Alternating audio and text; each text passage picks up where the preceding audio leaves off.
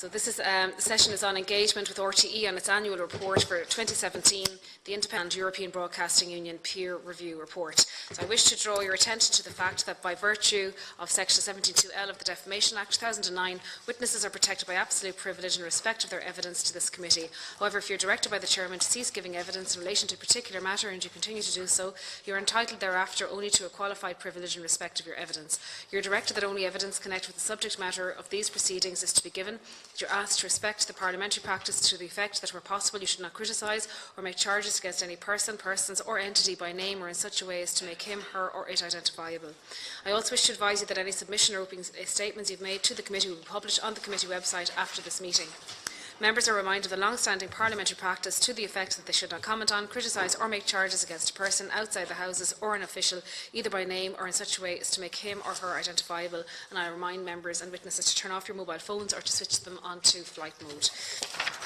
So I'd like to welcome the following witnesses to the meeting today. We have Ms Dee Forbes, Director General of RTE, Ms Eamon Cusack, Director of Human Resources, and Ms Breda O'Keefe, Chief Financial Officer. So I might ask Ms Forbes to give your opening statement. Thank you. Thank you, Chair and committee members. Thank you for the invitation to be here today. And it's been about a year since we've been in front of the committee last. And a lot has happened at RTE over that time, and we'll cover a lot today, I'm sure, about that. Now, the express topics of interest for today relate to the financial statements of the most recent annual report, the publication of the gender role review that was reported in September of 2017, and the assessment by members of the European Broadcasting Union as an informing element of the 5-year plan for RTE, which was submitted to the BAI and to the Government, in fact, this exact day last year. What unites all of these disparate elements is that they reflect the journey of transformation which RTE is on, and also the challenges that we face. Now, firstly, if we turn to the annual report of 2017, which was laid before the Houses of the Oireachtas and was published this summer. In it, we say that RTE experienced a year of very significant change in 2017. Against a difficult financial backdrop, RTE introduced a radically new organisational structure, reduced the size of its workforce, developed a new 5-year strategy and managed the sale of land at the Donnybrook site, all while continuing to deliver a breadth of compelling programming and content for audiences every day.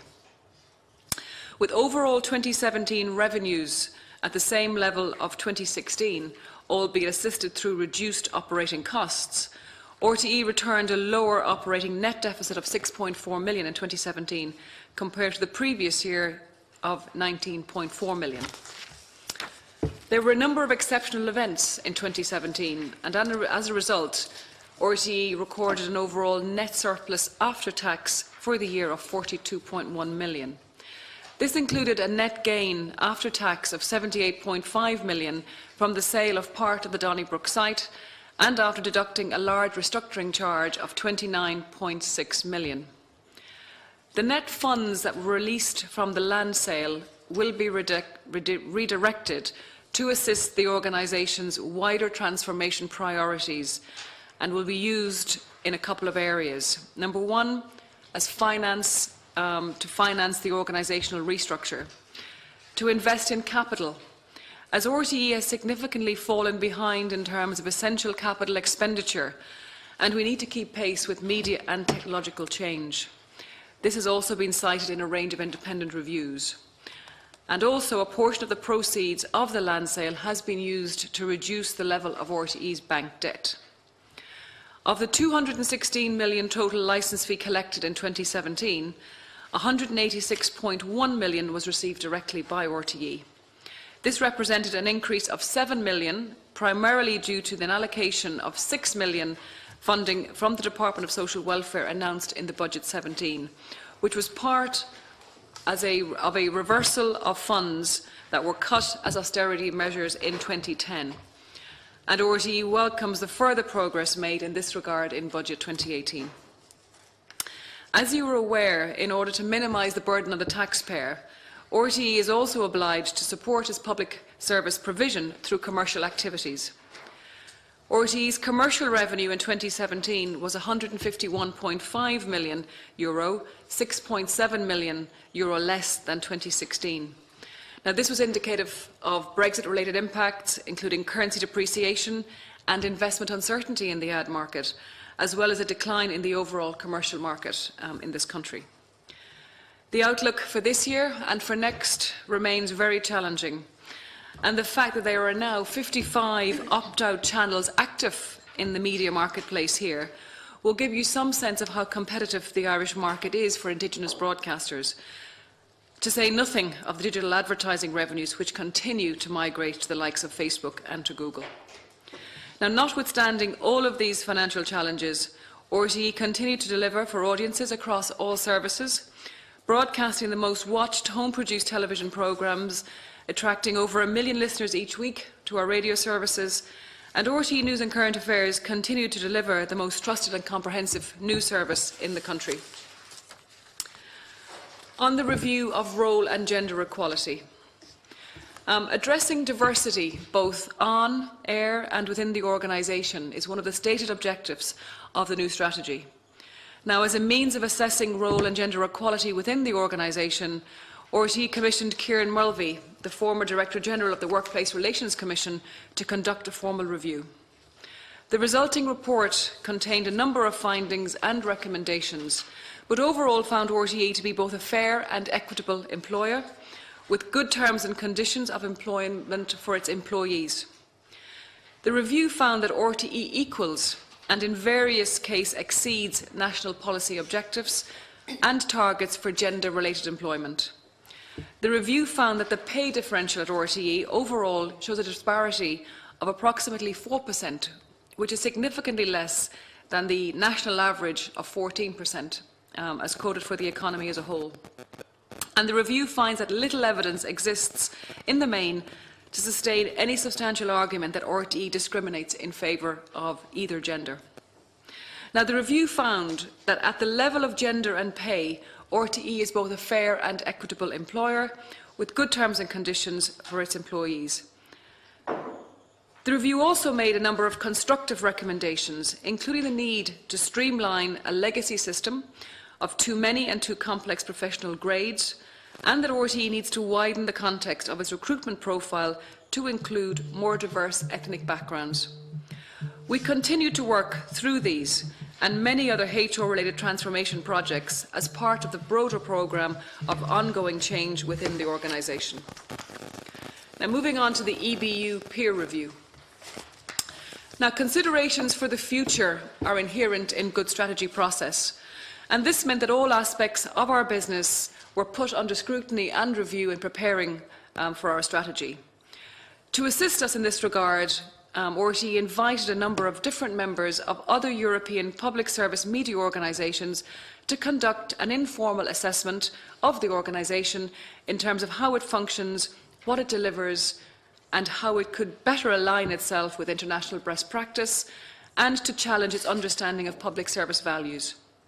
The peer group spent a number of days with us in May 2017, and their resulting report contained a number of recommendations and suggestions as to how RTE could best adapt to the challenges of the future and build towards future success. Now, many of the suggestions made in the report were already under consideration at that point and have been implemented since then.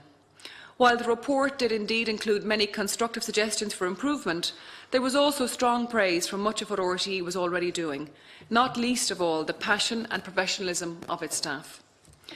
The key findings from the report were shared in the first instance with our own staff, and the executive summary has been shared with the Broadcasting Authority of Ireland as part of their deliberative statutory process for our 5-year review, and also with the Department of Communications, Climate Action and Energy.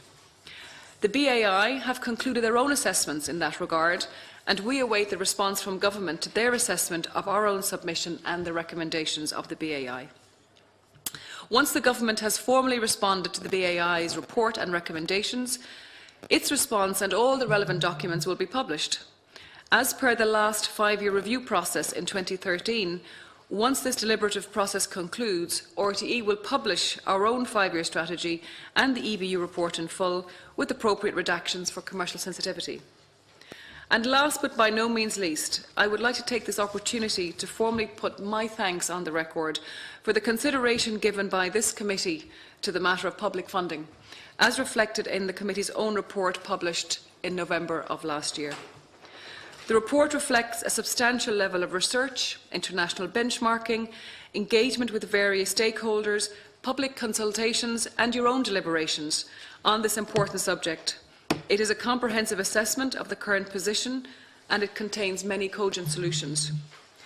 The findings of the committee that more should be done to sustain national public service media align with the position of the Broadcasting Authority of Ireland, who, having completed their review of our strategy, Renewing RTE for the Next Generation, issued a strong statement which contained the following remark. At a minimum, RTE should receive an increase in its annual public funding of €30 million per annum. Given the urgency of RTE's current funding position, the increased level of public funding recommended should be available to the broadcaster immediately. The regulator also concluded that RTE continues to deliver value for Irish audiences. As noted by Secretary-General of the Department of Communications, Mr Mark Griffin, at an appearance before the Public Accounts Committee earlier this year, the current TV licence model is broken. He also confirmed that TV licence evasion rate at 14.6% represents a loss of €40 million a year. We would once again put on record our concern that the need for reform is urgent. Without it, there will be far-reaching consequences for journalism, for national culture, for creative expression and for employment in the broader media sector. As the committee is aware, the former Minister for Communications, Denis Naughton, established a steering group to examine this issue further. We sincerely hope that whatever recommendations emerge from this, that they are implemented without delay. Thank you for your attention and we look forward to addressing your questions. Thank you very much. And I'm going to start with a number of questions for myself first, and then I'll move on to the other deputies and senators. So first of all, in relation to the BAI's statement suggesting that you receive an additional €30 million, and I want to thank you for your comments in relation to our committee's work in relation to the public service broadcasting and how we're going to fund that into the future. Just in relation to the evasion rate at 14.6%, that alone would generate about €40 million, and would that not alone be solving the problem there in relation to funding as per the BAI's recommendation? Also, you made reference to the money received for selling the land in Donnybrook to reduce your bank debt, and just what level of debt is there today and how much has that been reduced by? Also in relation to the Gender and Equality report, again I note that the Mulvey report found that RTE was a fair and equitable employer, and I think it was very much reflective of the public sector generally as well, and highlighted areas that you're doing well in. And just what are your views in relation to why a number of leading female journalists and broadcasters expressed concern about the pay discrepancies within RTE? Is it a question of transparency, explaining why these differentials are there, and what moves are RTE going to do in relation to improving, I suppose, the level of transparency and explaining, I suppose, the different contracts that are there and maybe phasing out anomalous contracts into the future? Is that something that RTE would be looking at? And also in relation to different grades that might be underrepresented by a particular gender, for example, in the area of administrative and office-related operations, that there would be, I suppose, a lower level of male employees in that area, and what you're planning to do in order to address that, and just women in decision-making roles within the organisation, those numbers. And then finally, in relation to the European Broadcasting Union peer review, you say that many of the issues that you have already addressed and that you're acting on a number of those. I know one RTE is one example. Are there any other areas that you could convey to the committee today in relation to what you have addressed and what you are working on? Thank you. I'm going to bring in Deputy Dooley, if that's okay, and I know there's maybe a lot of questions there. Thanks very much, Chair, and I'll try not to be repetitive. Just a couple of questions. First of all, I think you've laid out pretty clearly, as you have done on a number of occasions, the financial position, and I think you have pleaded with us in the past not to get hung up on the capital monies that you've received for the sale of the property. That's going to go improving your technology and trying to stay at pace with the developments that are happening in the broadcasting sector. So, to some extent, I think it's good that you're reiterating that, because people often tend to think if you've sold an asset that solves your funding problem or your losses, and clearly it isn't. I think it was good of the BAI to identify, take that unprecedented step as they did recently in setting out the necessity to make sure you've the appropriate funding. We regularly talk here about funding of public service broadcasting, insisting upon or prevailing upon the Minister and the Department to find that funding for you. We also believe that, and I know you do as well, the necessity to look to local radio and assisting them in their remit, which is part of their licence to provide public service broadcasting, that they need state intervention and state support there. So that's a programme of ongoing work. So that's all stated, and obviously we've a new minister just taken over, so the committee will be, I suspect, having him here so we can get a sense of his understanding and his urgency to deal with those matters. So that's work we have to undertake. Just two things in addition to what the chairperson has asked, and I think maybe you addressed this at the Public Accounts Committee. But there was this issue about self-employed versus contractors and whether or not that there were obligations on you there. I think you carried out some work on that. Maybe you'd update us on that. And just how's your redundancy programme going generally? I think you did reflect on that at a previous committee. Maybe you just give us some update on that. Thank you. I might let you come back in on those questions now before I go to other members, if that's okay, in whatever order you wish. Okay. Well, Deputy Naughton, I guess to your first question around the evasion rate and the money that's been recommended. So I suppose the first thing to point out is that what the BA have recommended is that there is an immediate need for funding to the tune of 30 million. And rightly, as I mentioned, the 14.6% evasion equates to about 40.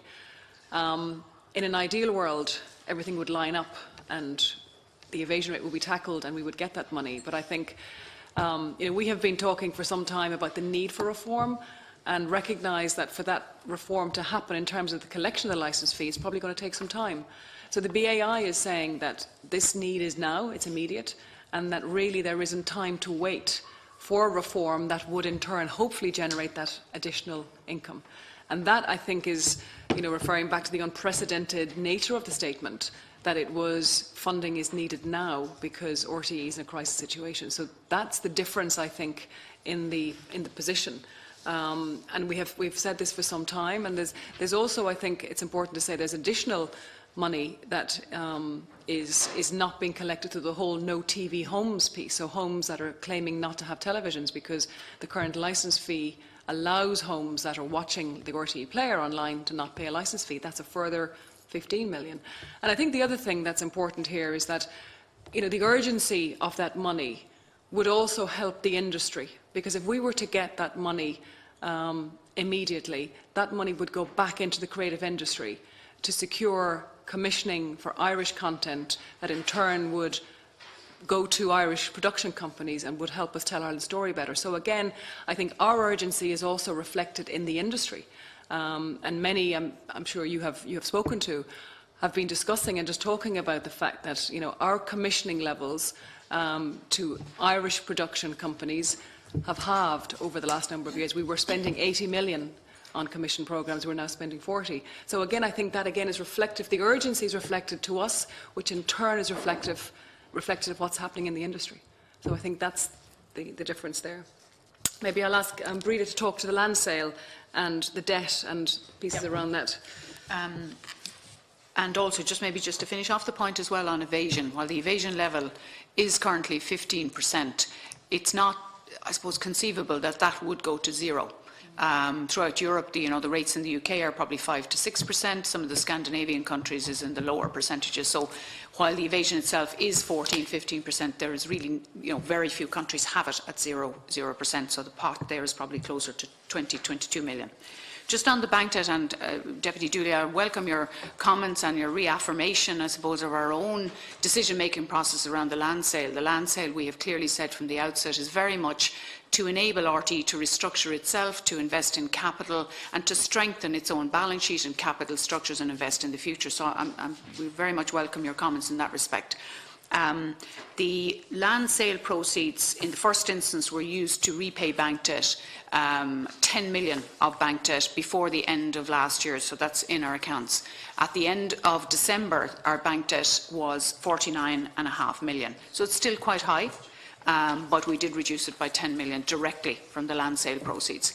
And the remainder of the proceeds, as you rightly say, are going to be for the restructuring of the organisation through the restructuring programme and capital investment projects which we have in mind.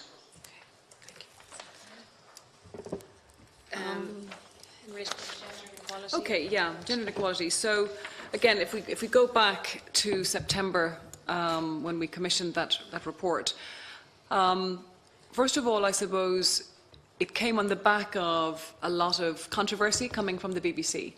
And I think at the time there was, a perception within RTE that we possibly had a problem. And that's the very reason why we commissioned the report, because instead of reacting and, addressing maybe individual issues, I took the view along with Eamon, that we needed to really understand where are we as an organisation, do we have a problem, and get the facts right. It's a very emotional and a very emotive subject, so that's why we ask Ciarán Mulvey to come in and do a thorough report across the organisation on role and on gender. And from there, I think we have the facts. We're doing well within the national average, but we have room to improve and we have a lot of work to still do. But I think what that did was give us a benchmark to say, okay, we're here versus the national average. Yes, there is work to do in some areas, and I'll let Eamon talk to some of what we're doing to address maybe some concern areas. And also, I think it's worth pointing out, Deputy, that we have a lot of, we are an organisation that's been around for 50 plus years. We have a lot of legacy. We have a lot of, issues that have been there a long time. So we're working through systematically, I think, a number of those issues. We began with a role and gender review. I then committed on the back of that we would do a contractor review. We are doing that. We are also committed to a grade review because, again, as a legacy organisation, we have over 160 grades within RTE. We can't continue with that. So we're systematically working through, if you like, some of the issues to give ourselves the proper facts that we can then go on and deal with. And maybe, Eamon, you'd like to just comment on what we're doing on the back of the Gender Inequality Report to showcase that. Yeah, I suppose there are a number of things. The report, Ciarán Mulvey made a number of recommendations, some of which were easier to implement immediately than others. So with regard to one of the issues that he did raise was the complexity of the grading structure within RTE. And as I've said, it took 56 years to get to this lovely state. It's going to take us a little bit of time to get out of it. So what we have started to do is to do a body of work to review all of the grades. There are in total 167 grades, with grades within grades. And we're taking a look at all of those in detail. And then our idea is to move towards more of a job family model, which will allow, the grades don't allow for as much mobility or flexibility across the organisation and for employees as we would like. So the purpose of the grade review is to simplify things for employees, simplify career paths and give opportunity for greater mobility. Similarly, he talked a little bit about diversity. Our gender balance is we're more or less 50-50, but we have more work to do in the area of diversity outside of gender. And this morning, actually, we launched our diversity and inclusion strategy, which will take us to 2022 and beyond. And that incorporates a fairly detailed action plan in terms of what we intend to do both on and off the air in the area of diversity and inclusion. So that will address, I suppose, a lot of other issues outside of gender, like perspective, thinking, background, etc. And we are carrying out an in-depth employee survey to understand greater, where we are and what we look like today in order to help shape ourselves in going forward. And with regard to the question with regard to women in decision-making roles.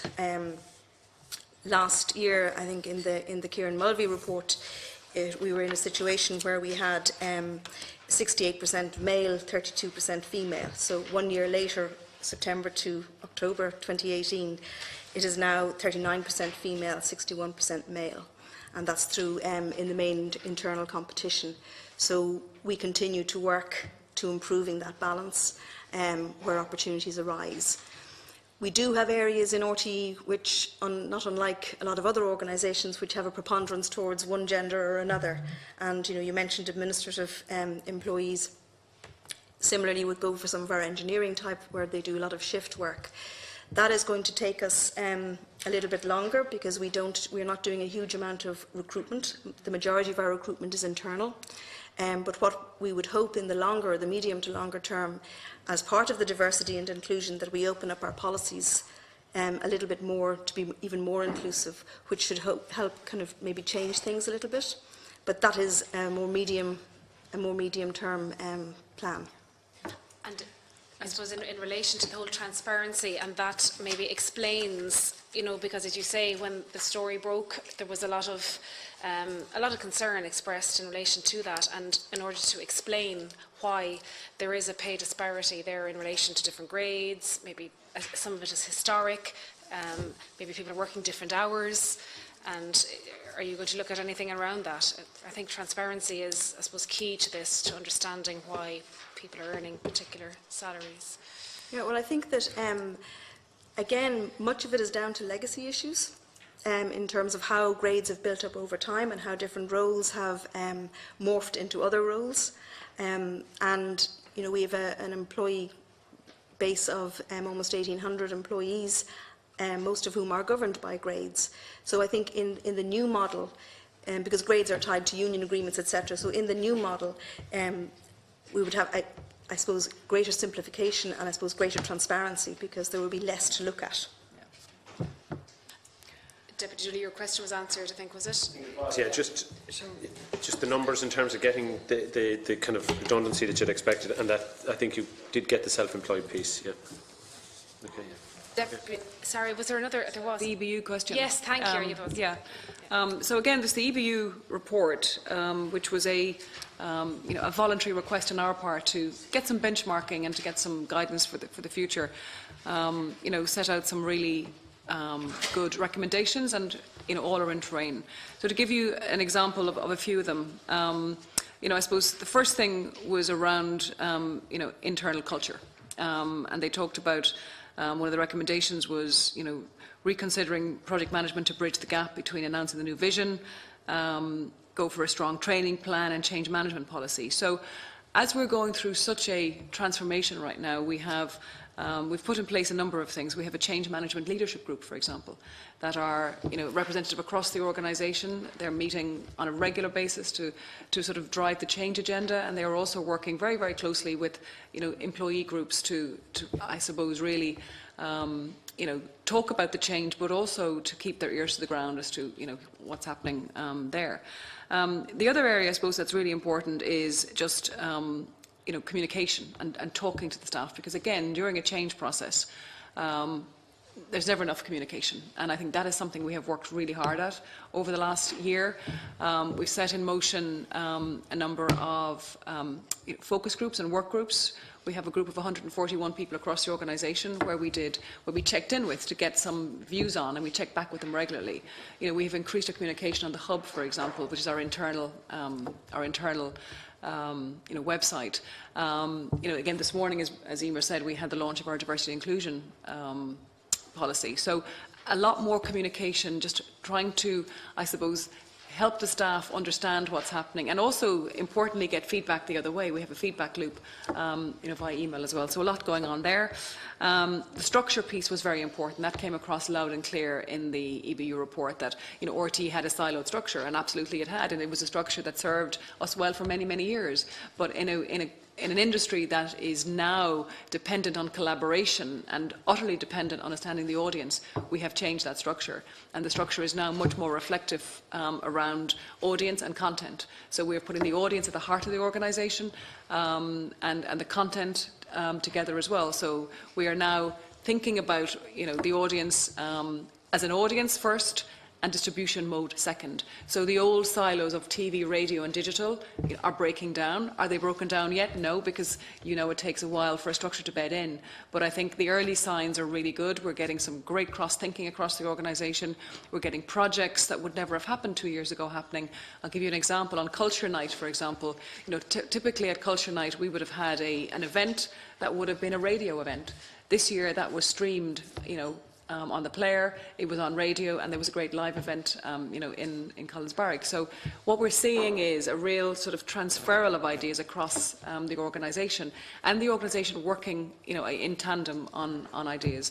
Audience needs was another one that they talked about, where, rethinking audience research in order to inform decisions. Now, that is core to what we're doing, and we have a new insights team to help with that, working hand in hand with the programme makers to really help influence what the audience is looking for, what their needs are, and also to reflect, I think importantly, the diversified and the diversifying nature of the Irish population. We have to reflect what's happening in Ireland, and through research we now understand that a lot more. So there's a few examples of things that are happening and all ongoing. Thank you. I'm going to bring in Deputy Ryan next, and then Senator O'Reilly.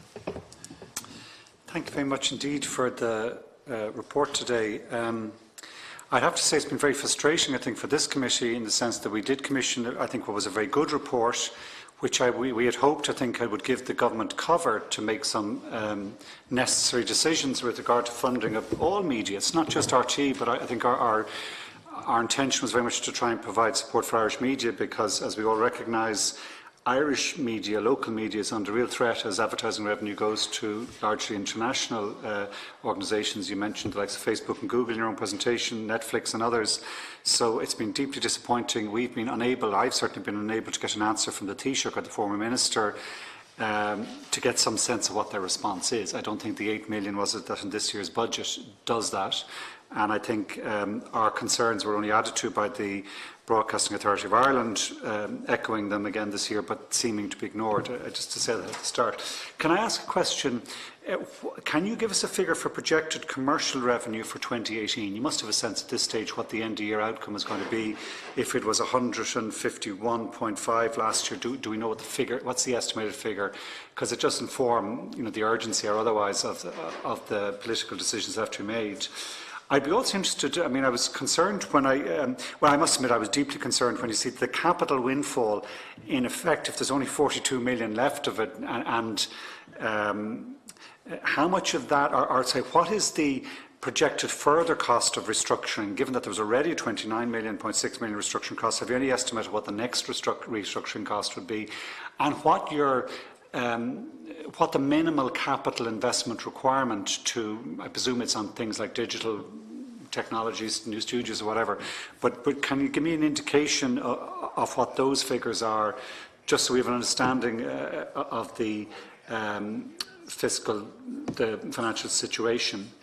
And then on content-wise, or into the more strategic sense of one of the first things interesting, reading the PEBO peer-to-peer review on PSM values, they pick up on a concern that you must have, which I think was shared by everyone, that the age of the audience is 45, whatever, I can't remember the average age, but they signal the need for new channels, new approach to children's broadcasting. And I know when this issue in this committee first arose in terms of, Ms Forbes, I remember there was a kind of a controversy in terms of what the future of children's programming would be within the strategic review that you were doing.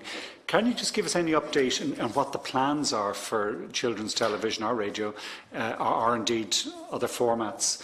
And then two other kind of, I suppose, yes, policy-specific areas. Again, in the same vein, have you any update, or can you provide any sense of what the approach to the orchestras are? Because that's obviously another one that's been very public, the kind of concern.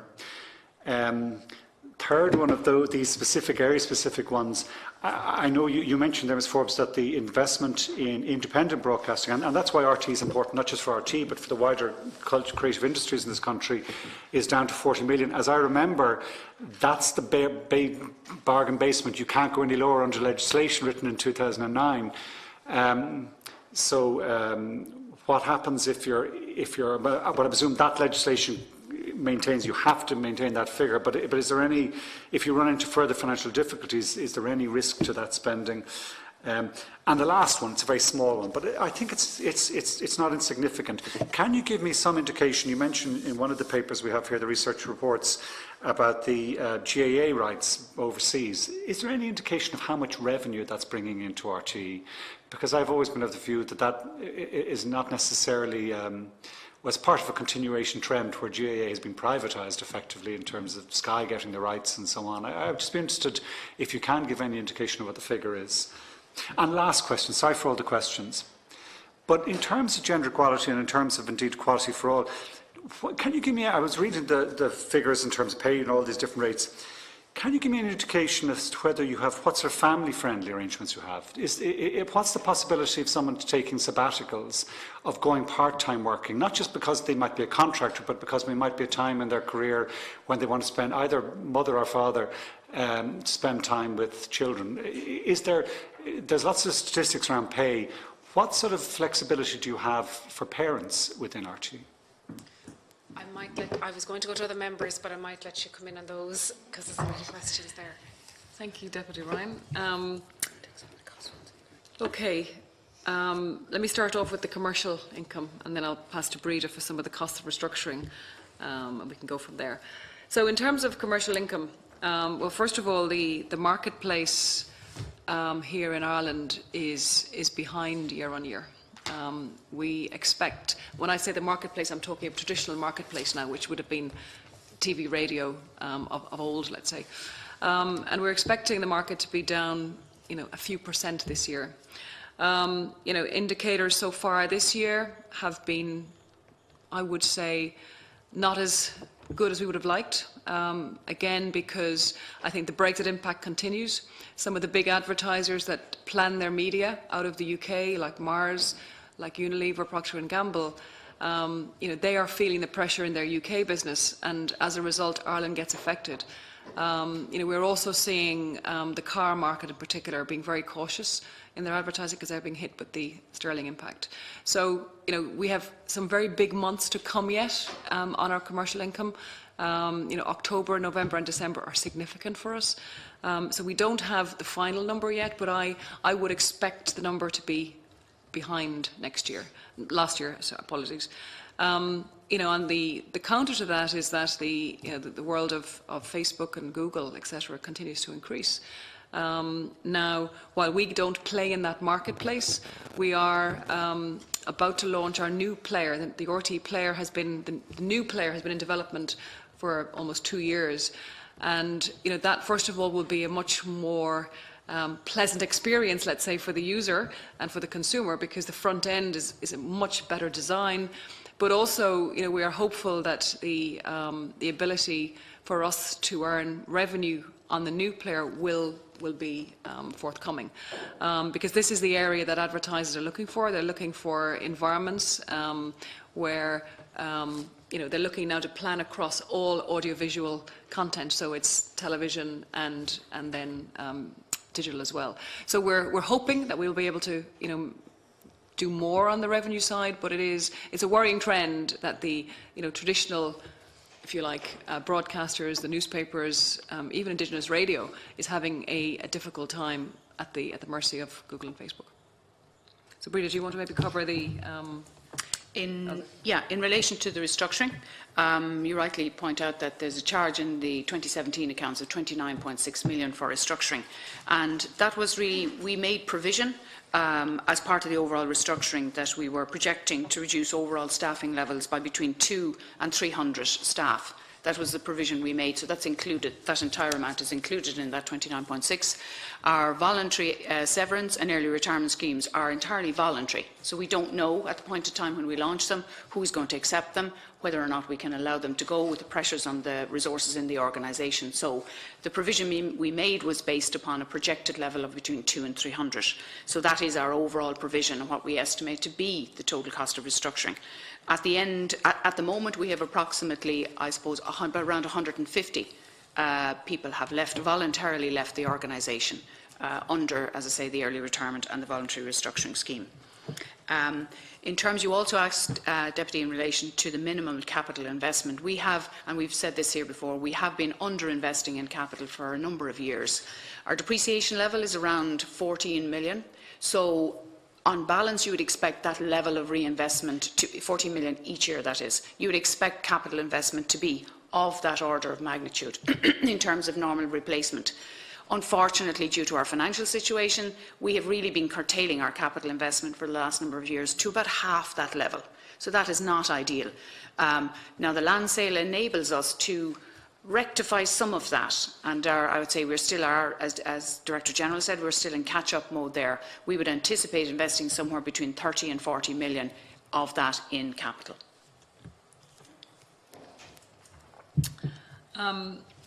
Moving through your questions, Deputy, I suppose as regards to the orchestras, you mentioned, so we're currently in the midst of follow-up on the orchestras. So again, I suppose where we are with the orchestras is indicative of our overall situation. And I commissioned an independent, Helen Bowden from the BBC, to look at the situation we were facing and to really come back to us as an organisation on how we sustain two orchestras going forward.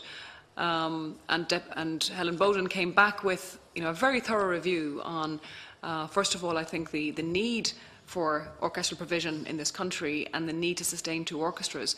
However, she made it very clear that the current, if you like, system of funding was just not sustainable, that the drain on RTE was significant, and that really, in order to sustain two orchestras, something would have to be done. And her recommendation was that the concert orchestra should remain with RTE, typically as I guess in the old day of the radio orchestra, so typically used with broadcast, and that the symphony orchestra should be taken out of RTE and either set up as an independent body or aligned to the National Concert Hall.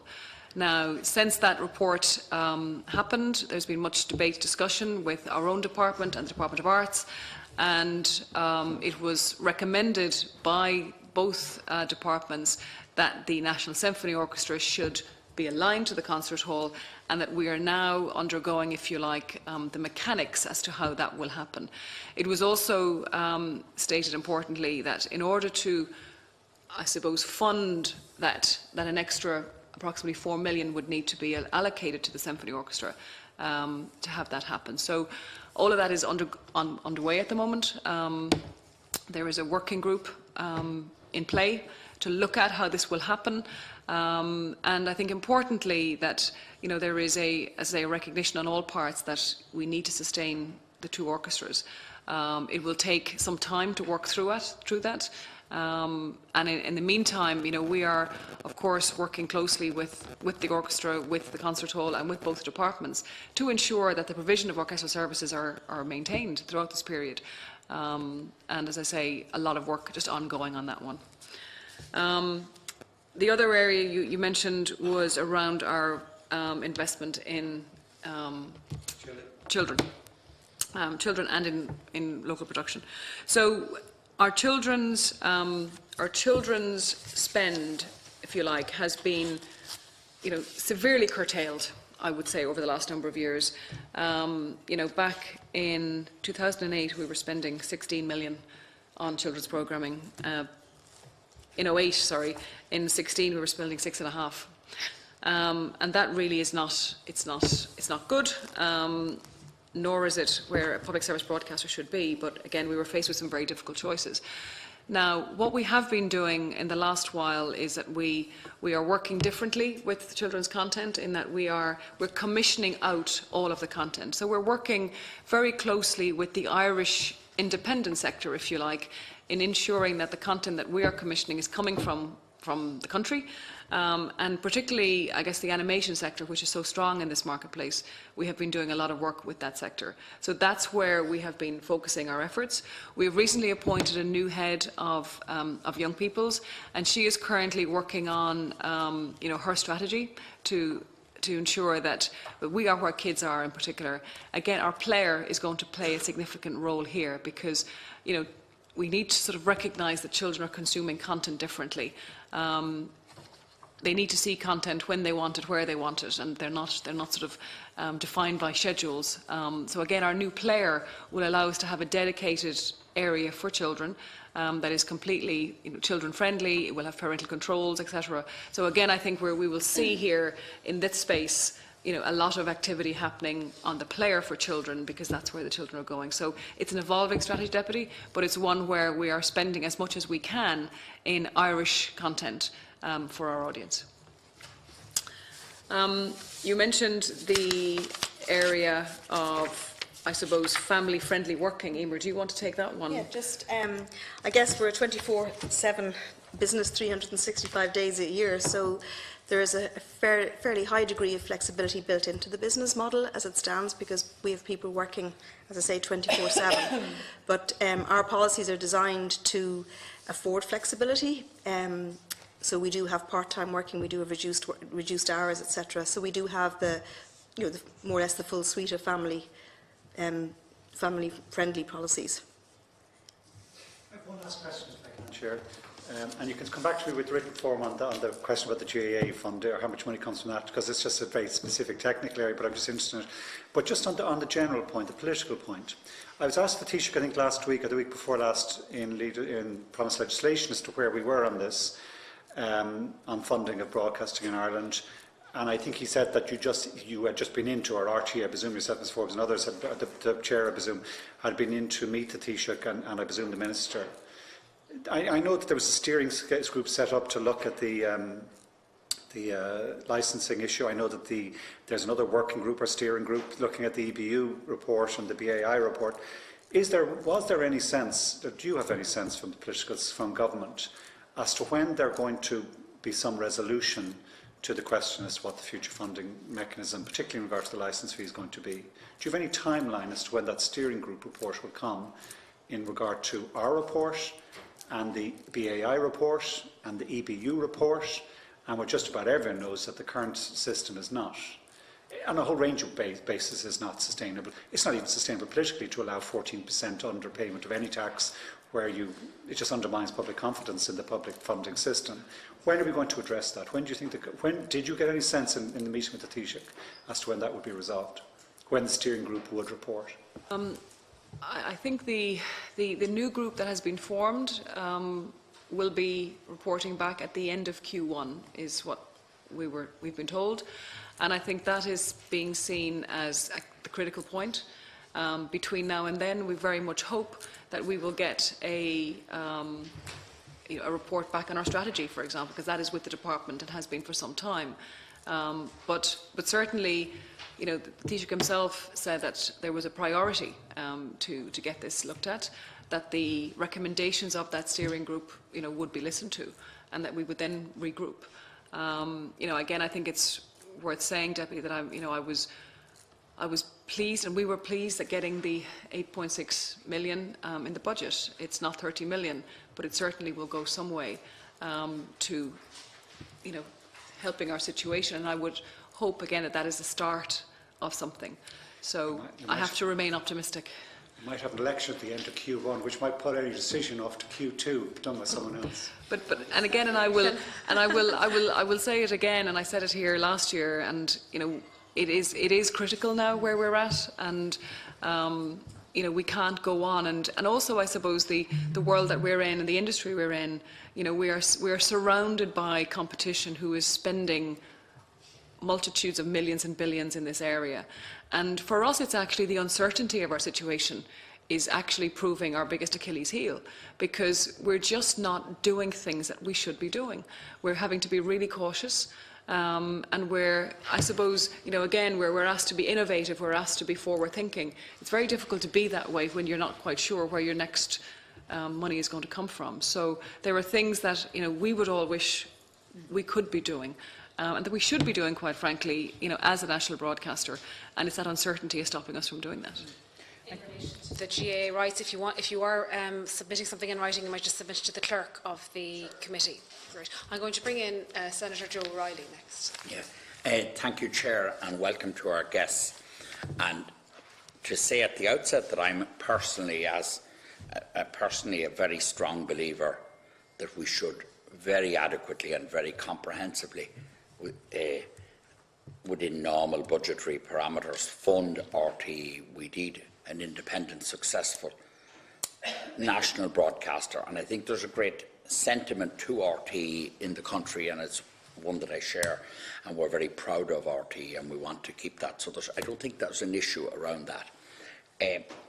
Arising from that, I just put some questions first to you. I got informed through my work as a public representative, I had an approach made to me by the independent production sector, and naturally they are constrained in finances and potential there, and they want to. Could I ask you, arising from my conversations with them, how would you, what section of, and how would you see yourselves using some of the 8.5 million that you got in this year's budget extra? And I suppose, while we want more and we want a better long-term arrangement, it wouldn't do to allow this meeting to pass without recognising that in a new budgetary environment now, there has been an 8.5 million increase, and it is significant and it is welcome. And we did exist in terribly constricted circumstances up until now, but there's an acceptance now that more funding of RTE is necessary. So the question I have is, in relation to this, is what section over the next 3 years, say, do you propose to give to the independent production sector, or do you see yourselves increasing your payment to the independent production sector, your grant aid to them? And you did mention earlier sourcing material for children's programmes for them, but can you do more for the independent production sector, and would you accept they have a problem? To move on, having said that I favour state investment, and making that last question, there is an elephant in the room, and it's a populist kind of thing, but let's address it, and I'd like to hear you address it again. And if you did address it in the very earlier part of your presentation, forgive me if I missed that beginning few minutes, but can I ask you this question? And it is kind of the elephant in the room. It's a popular thing. People around the country talk about it. And if I were to go back to my local community tonight and tell them what I was doing this evening, they'd say, why didn't you ask her or ask them about the salaries of the broadcasters, the top broadcasters?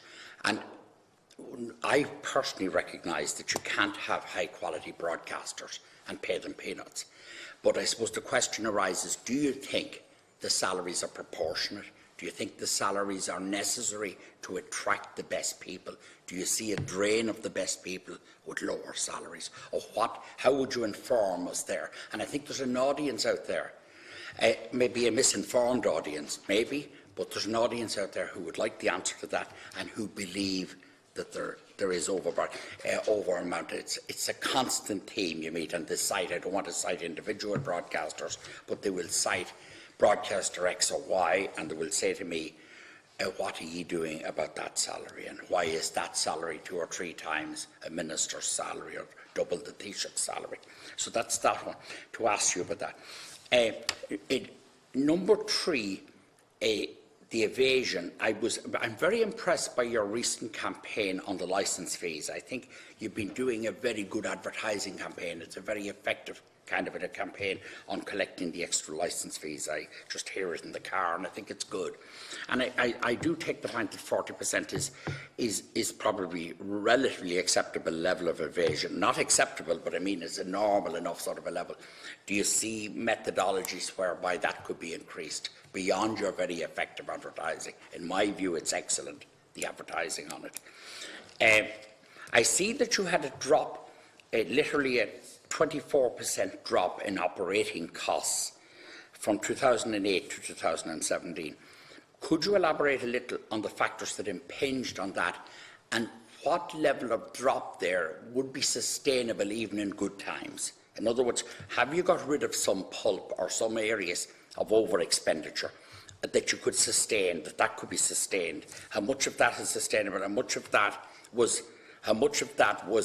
the exigency and the stringencies of the recession, and that you'd like to reinstate, and how much of it is a genuine cull that will be helpful in the long term?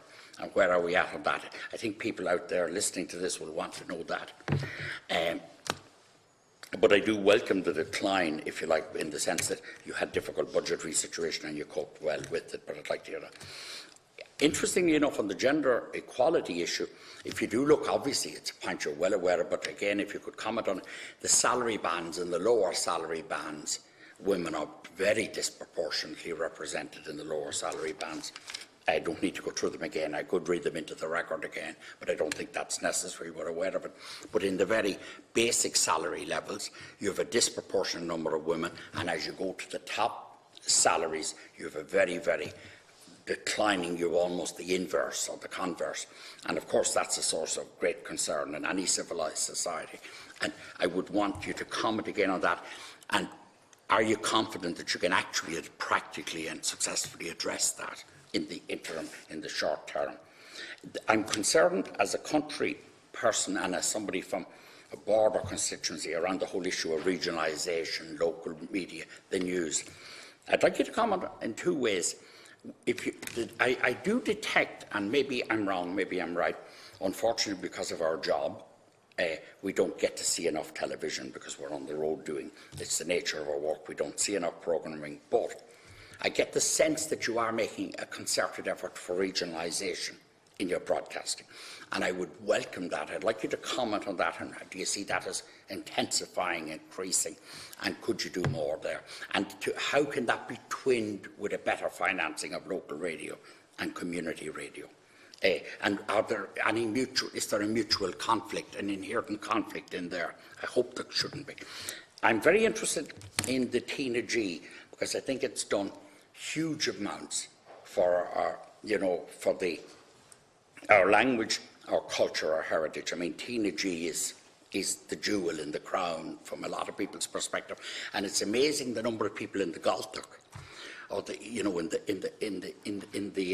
in the Pale, if you like, who watch Tina G. And I'd just like to ask you, where are we at with Tina G? Are you confident that it can continue on the same level? Is it adequately funded? Where do you see it going future-wise? And there's a huge constituency with a passion for Tina G and an interest in it, and I'm one of them, and I'd like to hear it. But it's not just me that's relevant in this context, it's the people we represent. Now, I have two other things, or very little more left. The archives, when I was involved, in fact, Eamon Ryan, my good friend and colleague, Deputy Ryan, was then Minister, when the broadcasting, the BAI legislation was all piloted through the Oireachtas, and I was spokesperson for our party in the Senate at the time, and we'd done a lot of days together on it very successfully. But I had a great passion, personal interest in the archives, and I'm very impressed with what you had to say there about the archives, that the extra use of the archives is wonderful. I hope I'm not involuntarily retired at the next election, and I don't intend to voluntarily retire, but it would be something, whenever I do get to retiring, one way or the other, that I would love to spend a lot of time looking at the archives. I think it's a fascinating area, and my own area of interest is history, and I'd just love to spend more time looking at it. But I think it's a huge national resource for our people, for our emigrants, for future generations, and it's a wonderful, wonderful development. If you were to check the record, and I don't propose that anyone would, when I used to speak about the legislation in the Senate, I constantly went on about the archives and the importance of it, because I do believe that. I think those are some of the points. A lot of questions there, and I might even. Oh no, I am finishing. But these are the kind of issues I've tried to marry two things: my own personal interest, but there's a lot of things that the public out there would wish us to ask, and they might seem superficial or populist, but they're real issues. People are very concerned about them, so I'd like you to maybe address them head on. Yeah. Thank you, Senator. I might go back to you to deal with those questions. Okay. Well, Senator, first of all, thank you for your comments and your support of RTE, which we're very pleased to hear that, and long may it continue. Just a little tip for you being on the road so much. I don't know if you're aware or not, but RTE News Now has a fantastic app for your phone. And if you're in the car and travelling around a lot, download the app, and it will give you the most up-to-date news from all around the country. And in fact, I'll dovetail that into our regionalisation piece, because you're right, regionalisation is a huge focus of RTE. We have obviously offices around the country, we have correspondents around the country, and we have a lot of programmes that focus on bringing the stories from the region, from the locality to the public, and we will continue that absolutely. But one thing we were very keen on was, with the advent of digital and with the proliferation of mobile phones, having a strong app on your phone with a regional focus was very important. So what we did just a few months ago, in fact, was, a lot of stories come in from around the country every day that don't make the 6, 1 or the 9. But now we have a place on our app, and if you go in, it is broken down regionally, and you can see more stories. If you want to go into Munster or Connacht or Dublin, you can drill down and you will get more local stories on the app than you would, let's say, on the 6, 1 or the 9, because we physically haven't got the space. So that's one of the great advantages of the digital, I suppose, era, that we have platforms now where we can tell more stories in that way, and also it will allow you to catch up when you're on the road. It's updated regularly, it's got video, it's great. It'll send you notifications as well if you want that. So maybe if you haven't got the app, download it, and you will keep up to date with what's happening around the country. So then to your first 2 points, around the 8.5 million, how we'll spend it, and the top talent pay. So, well, first of all, in terms of the additional money, as I said, we're... Yes, sure. So we will, obviously, as I said, we're very grateful for that. And I suppose it's important to, first of all, consider that, Senator, in an environment of deficits. We have been and are in a place of deficits in the organisation. So that's worth, I think, just to consider for a moment. The second piece to that is that what we are doing above all else in the cuts that we are making in the organisation is trying to protect content, because content is what our audience want and it's what we're there to deliver. So we're doing everything we can to protect the content spend of the organisation, and in turn to make sure we have the best programmes for the audience. The areas that we really want to focus on in the years ahead with the Irish production sector are really, there's 2 core areas. One is drama, and the second is children's. And I think we've begun that already, where we have gone from a place of having very, very little Irish drama to really increasing our investment in that space. And you'll see later on this autumn a strong drama coming called Taken Down. On RTE. So, and we're working with the sector on that. The second one, as I mentioned earlier with Deputy Ryan, was one where we really want to do more is children's. We have an obligation to ensure that kids get the best content. So they are areas that we really want to focus on. Can we get there is the big question, because again, as I say, against a backdrop of deficits, that money will have to be considered. Money into that, extra money into that. Well, again, we have to, if we have the money there, we will, of course, because, and again, our 5-year strategy outlines very clearly the places that we want to put more money. Again, over the last number of years, every single genre of content in RTE has reduced, but drama and kids have probably been 2 of the most affected. So certainly that is our intention. And then coming on to the area of of the top broadcasters' pay, and again, it's something that RTE has been very focused on for a number of years, and even before my time coming in here, and I think back in 2008 we began to publish those salaries, and I think it's important to say that at the time we made a commitment that we would benchmark ourselves at that point and sort of maintain, if you like, a 30% reduction from that time. We have maintained that, we will maintain that, and I think importantly, I said last year, as when we published those salaries, that it is something that I am looking at very carefully, and as and when contracts come up for renewal, we will have to address, because I appreciate it as a concern. Maybe, Eamon, do you want to take the area on the bands and the women in different roles? I think it kind of goes back to the point that I made earlier, in that we have a grading structure that is very, very rigid and which does not allow for mobility, and we have a system of increments, etc., which again become capped at a certain point in time. One of the driving forces behind the grade review is to open that up, to kind of lessen the number of grades, create job families, which will give people greater opportunity to move and greater movement in the organisation, and then, you know, progression. So that is, it's in hand, but it's just going to take us a little bit of time to get there. Questions there? In relation to the operating costs, you've mentioned a 24% reduction. So I suppose if you roll the clock back a little bit, as you say, because as a result of the exigencies of the economic crisis, we did have to reduce in response to a fall in revenues, we did reduce our cost base significantly by about 30%, in fact, between 2008 and 2012, I would say 2013, and that's over 100 million euros.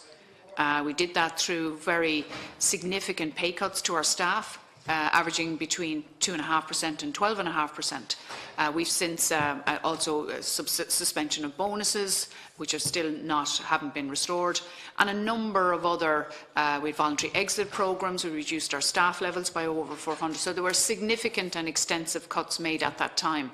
You asked the question, are they sustainable? So we put those cuts and we had them in place for, I suppose, and quality, like. Yeah, very difficult to do that.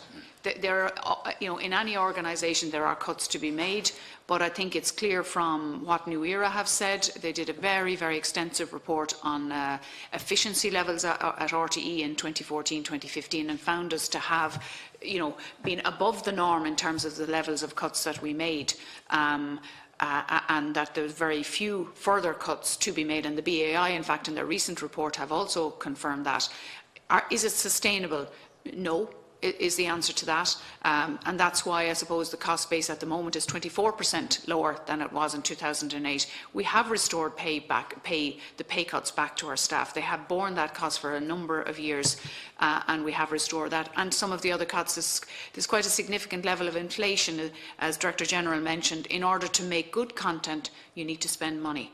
Our competitors are, for very high quality programming, you need to spend money and invest in programming to do that. TG Carr question, I think, and the archives. Yes. Okay. So, were you talking about Senator TG Carr or Ryan na Gaeltachta? Sorry, TG Carr, really. TG Carr? Yeah. Okay. And radio, indeed, but... Okay. So TG Carr, as you know, is completely independent of RTE, but of course we have a very strong relationship between the two organisations.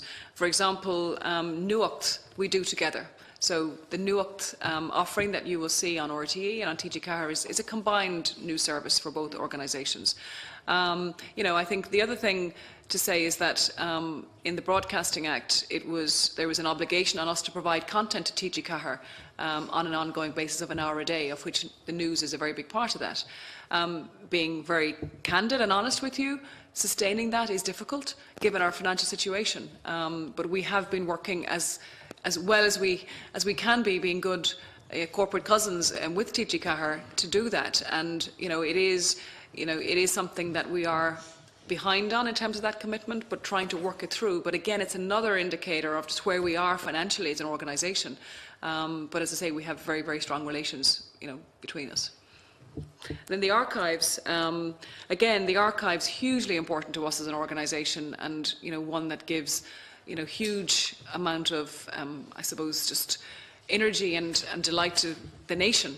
A project that we are just about to embark on actually is a significant project, a capital project, where we will be spending money to digitise the archive, because so much of our archive is there in its old format, and whether it's in tape or in film format, there really is a significant upgrade needed to now make it digital. So we've done some of it in the past. We're about to start on a bigger programme that will be a significant capital cost to us, but one that we feel we have to do, because we are, if you like, we're protecting the nation's history, and we need to ensure that that is protected for the future. So that is something we are taking very seriously. That's very encouraging. Chair, just on that, if I can, Carla. That's so encouraging. If I could just supplementary just on that issue. Because, Ms Forbes, your predecessor, as I recall, had kind of motioned an arrangement where the independent production sector in Ireland, and indeed other broadcasters and media, would have access, open, free access to the archive in return for more stable funding, if there was a stable funding solution provided for RT, that we would do that, because I think it could potentially really open up the Irish creative industries, and I think it would make a lot of sense for Irish independent producers, rather than having to pay very large costs and very real difficulty, in my experience, they have in getting archive material. That quid pro quo would make a lot of sense. Is that still on offer from RT? It's the first I've heard of it, Deputy, to be honest with you, so I'm happily take it away and look at what was talked about before. It makes a lot of sense. It would stimulate the Irish industry as a whole, and I think if it was done in return for good funding arrangements for RT, it would be the right time to do it. If there is any launch of the digitisation of the archives, I know our committee would certainly be interested in hearing about that. I'm going to bring in Senator Tim Lombard. Yeah, thank you, Chair. I feel if you come after Deputy Dooley, Deputy Ryan and Senator Joe Riley, there's very little to say after that, you know. So I'll be very brief because I know the evening's moving on. I suppose a lot of topics have been hit on, and I kind of came in here just to mention two. One is about regionalisation. Obviously, RT is a remit as a national broadcaster, which they have to work with. What I want to talk about is the actual investment, and particularly in the regional offices, whether it's like Leyden, Galway, or even my hometown Cork, you know, regarding that kind of infrastructure, physical infrastructure regarding the studios. I know Cork has several broadcastings happening there on TV and radio every day.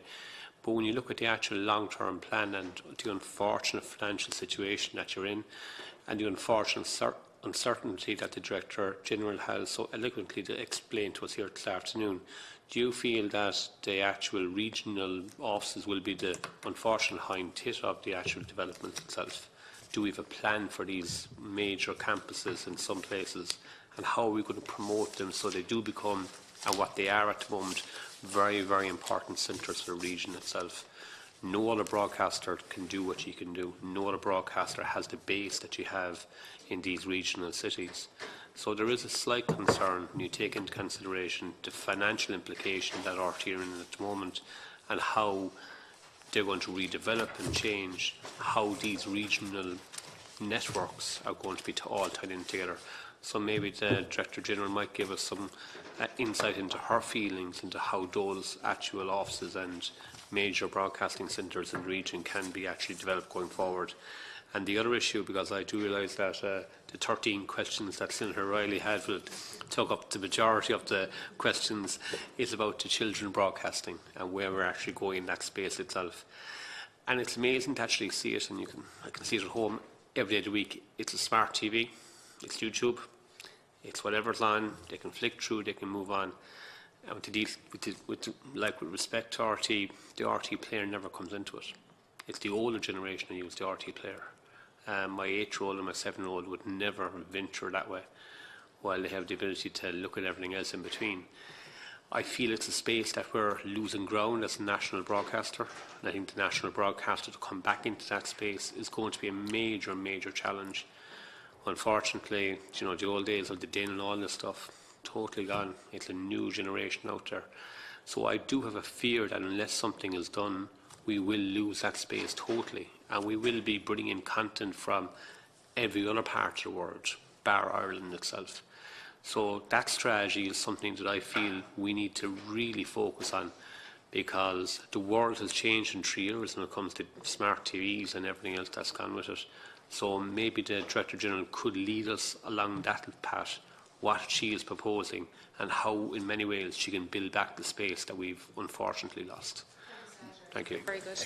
I might ask you to answer those questions. Well, to your first question, Deputy, I suppose the investment in the regions. As I mentioned previously, you know, our regional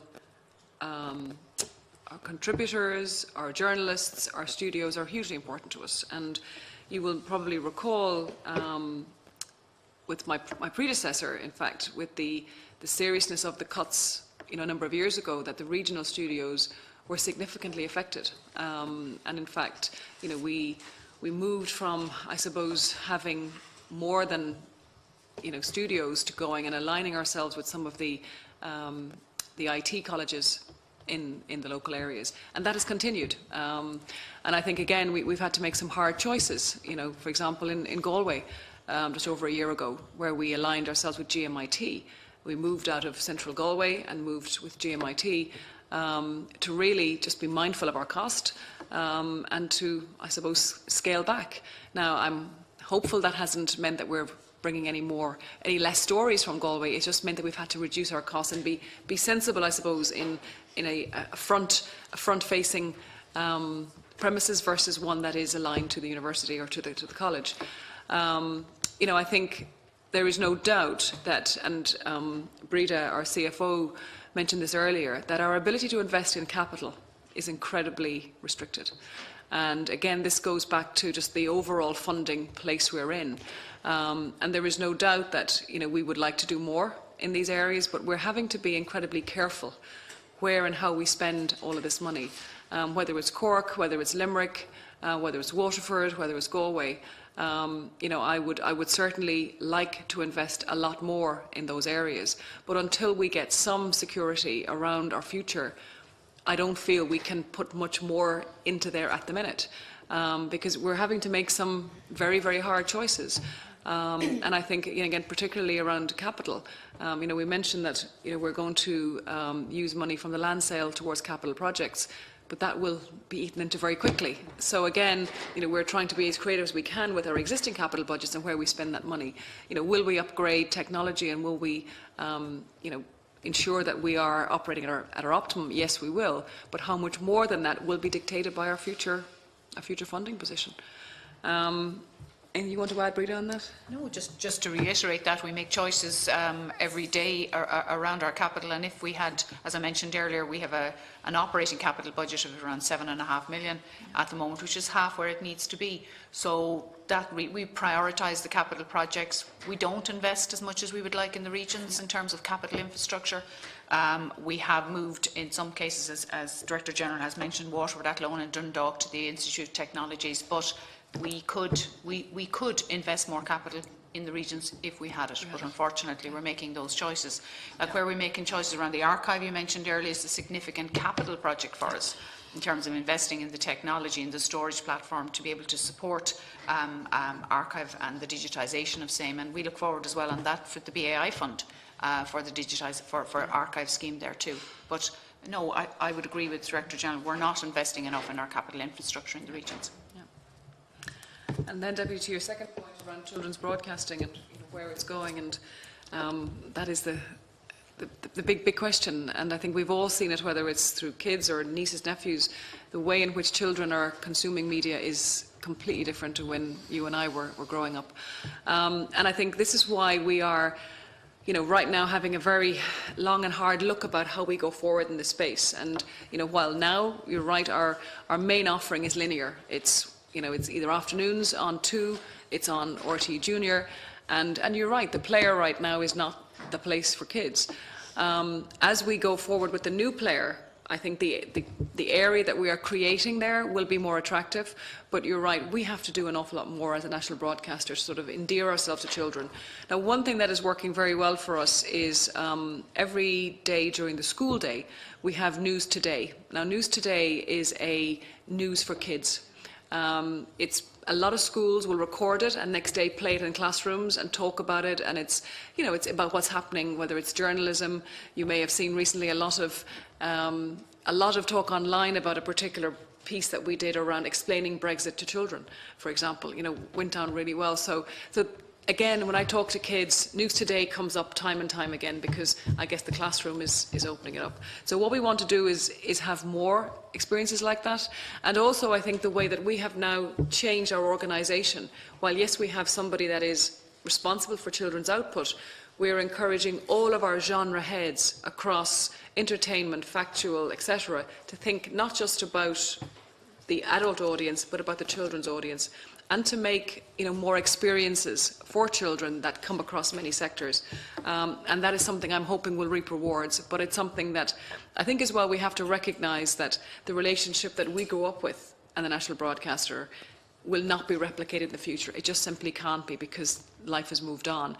What we have to ensure that there are moments and experiences and yes, programmes where kids and families will come to us and be hugely proud that they're watching RTE. But we have to make those moments. And again, as I said earlier, we need to spend more in that space to ensure that we are being relevant. But certainly when I see things like News Today, it gives me hope that when you do it right and you give content to the kids that they want and are excited about, we can do it. And also I think in this space, partnerships is very, very important.